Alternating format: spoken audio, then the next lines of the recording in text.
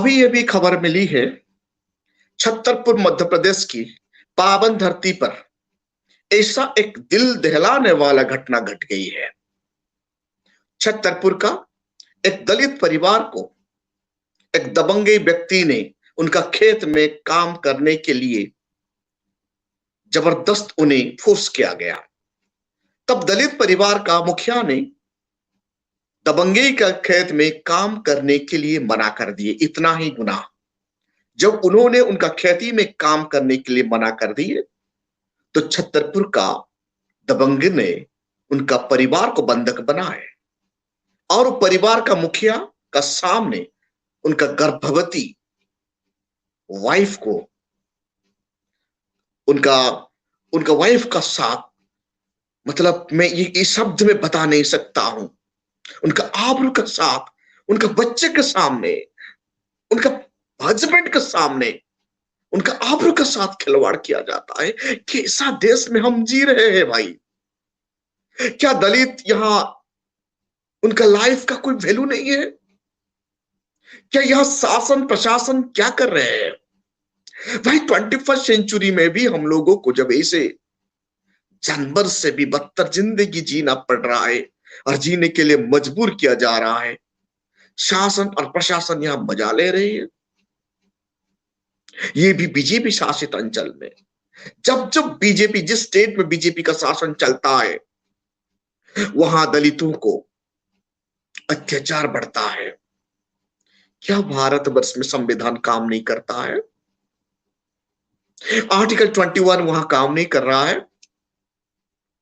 Police वाला कहां गए? एफआईआर दर्ज नहीं हो रहा है। आज संविधान का धज्जियां उड़ा रही है बीजेपी शासन लोग। भारत में रहने वाले शूद्रों समझ जाइए, अभी भी वक्त है। बाबा साहेब अम्बेडकर उनका वॉल्यूम नंबर 17 पेज 33 में क्या कहते हैं? काम अंडर वन बैनर। आप सब लोग एक बैनर में आ जाइए, देश का हुक्मरान बनिए, एक ही नेशनल पार्टी को वोट दीजिए जो कि दलितों का पार्टी है, जो शूद्रों का पार्टी है। बसपा जैसे शूद्रों का पार्टी है, नेशनल पार्टी है। वहां आइए, एकजुट हो जाइए, यूनाइटेड हो जाइए। नहीं तो ऐसे ही हर दिन कभी गुजरात में मूंछ रखने के लिए मारा जा रहा है, अभी आपका मध्य प्रदेश में दलित वुमेन को उनका परिवार के सामने, उनका आबरू का साथ और उनका बच्चों के सामने, ये परिवार तो छोड़िए, छोटे छोटे बच्चे, एक छोटे छोटे बच्चे के सामने एक प्रेग्नेंसी लेडी का आबरू का साथ ऐसे गंदा काम किया जाएगा। तो ये भारत है? ये क्या है? ये हम कैसे देश में जी रहे हैं? हम कैसे लोगों का हाथ में शासन का ताकत दे कि ये दुख भुगत रहे हैं?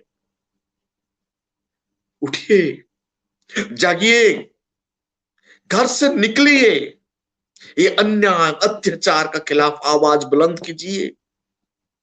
हमारा बाबा साहेब अम्बेडकर का बात सुनिए, उनका वॉल्यूम नंबर 17 पेज नंबर 333 में बाबा साहेब कहते हैं, काम अंडर वन बैनर, मतलब एक ही ऑर्गेनाइजेशन बनाइए, एक ही पॉलिटिकल पार्टी नेशनल लेवल में बना के राजगद्दी को हासिल कीजिए। जो छोटा छोटा पॉलिटिकल पार्टी हमारा आज का लोग बना रहे हैं जय भीम नाम लेकर, आप उनसे दूर रहिए। जब तक हम ऐसे डिवीजन होते रहेंगे तब तक हमारा मां बहन का आबरू का साथ ऐसे ही खेलते रहेंगे ये लोग। क्या हमारा लाइफ का कोई वैल्यू नहीं है? बाबा साहेब अम्बेडकर मेहनत करके आर्टिकल 14 में इक्वालिटी बिफोर द लॉ दिए, आर्टिकल 21 में हमें जीने की अधिकार दिए। वो जीने का अधिकार को भी छीन रहे हैं दबंगई। गुनाह क्या है हमारा? ये देश में हमारा गुनाह क्या है? कितने दिन तक झेलेंगे ये दुख? कितने दिन तक सहेंगे ये अत्याचार? जो शासन वर्ग, जो कौम का शासक होता है, उनका परिवार सुरक्षित होता है। शूद्रों आज शासन गद्दी में नहीं है, इसीलिए शूद्रों का मां बहन भाई बेटा, किसी को यहां सम्मान का साथ जीने के लिए अधिकार नहीं मिल रहा है। हम लोगों को यहां भारत का सेकंड क्लास सिटीजन का दर्जा दिया गया है। बड़ी दर्दनाक बात है ये। संविधान होते हुए भी हमें हमारा लोगों को अधिकार नहीं मिल रहा है।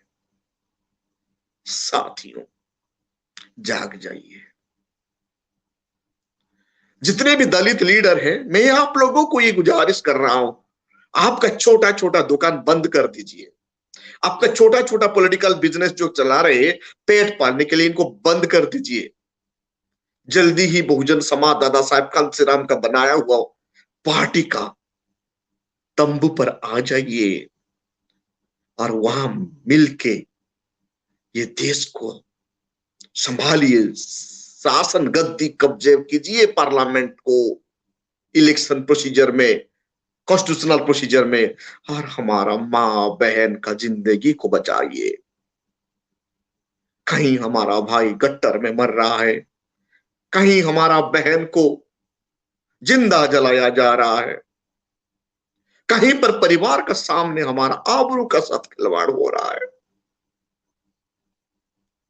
इधर कोरोना महामारी में कितने लोग हम मर गए, कोई अता पता नहीं। इस विषम परिस्थिति में पेट के लिए हम काम करके जीते हैं, जब हम मना करते हैं उनका घर में जाके दिहाड़ी मजदूर होने के लिए, तब हमें ऐसे दंड दिया जाता है। कानून चलाने वाले स्टेट एजेंसी क्या कर रहे हैं? उस स्टेट का सीएम क्या कर रहा है? ये डेमोक्रेसी है? ऐसा होता है डेमोक्रेसी? हर कोई इंडिविजुअल का जिंदगी को सुरक्षा देना गवर्नमेंट का काम है। वो जो संविधान का आर्टिकल 21 ये कहता है, ये फंडामेंटल राइट है। ये फंडामेंटल राइट को वायोलेट किया जा रहा है। शर्म आना चाहिए इस गवर्नमेंट को, जो लोगों का जान माल को सुरक्षा दे नहीं पाता। ऐसे सरकार को रिजाइन दे देना चाहिए। साथियों, बाबा साहेब का बात सुनिए। कब जानेंगे आप, कब समझेंगे आप दादा साहेब कांसीराम को? क्या अकेली यूपी में अकेली बहन जी को लड़ने देंगे? आइए ना, सब मिलके लड़ेंगे। आइए, हमारा परिवार को बचाइए, हमारा नस्ल को बचाइए। आज मध्य प्रदेश में एक बहन का साथ ऐसा हुआ, कल को उड़ीसा में होगा, परसों जम्मू कश्मीर में होगा, दूसरा दिन बिहार में होगा, तीसरा दिन केरला में होगा, चौथा दिन आंध्र में होगा और दिल्ली में होगा। ऐसा हर स्टेट में हमारा साथ ऐसा अन्याय होता रहेगा, हम चुपचाप देखते रहेंगे? ये सबसे बड़ा भूल है। हमारा यूनाइटेड हो नहीं पा रहा है। आप सब लोग यूनाइटेड हो जाइए। बाबा साहेब का बात मानिए। बाबा साहेब कहते थे एक ही नेशनल पार्टी का बात, जो 113 स्पीच में बाबा साहेब कहते हैं, एक ही नेशनल पार्टी बनाइए। जो बन चुका है, दादा साहेब कांसीराम तो नेशनल पार्टी बना दिए, उनको मदद कीजिए, सपोर्ट कीजिए और हमारा काम को बचाइए, हमारा जनरेशन को बचाइए, हमारा नस्ल को बचाइए। कब तक एट्रोसिटी सहते रहेंगे? कब तक जुल्म सहते रहेंगे? कब तक अन्याय अत्याचार सह के जिएंगे? बड़ी बेशरम की बात है, भारत जैसे इतना बड़ा सुंदर डेमोक्रेसी में ऐसे घटना घट रहा है। दलितों का साथ, शूद्रों का साथ, हमारा मां बहन सुरक्षित नहीं है। हम लोगों को यूनाइटेड होना है और हमारा जनरेशन को बचाना है।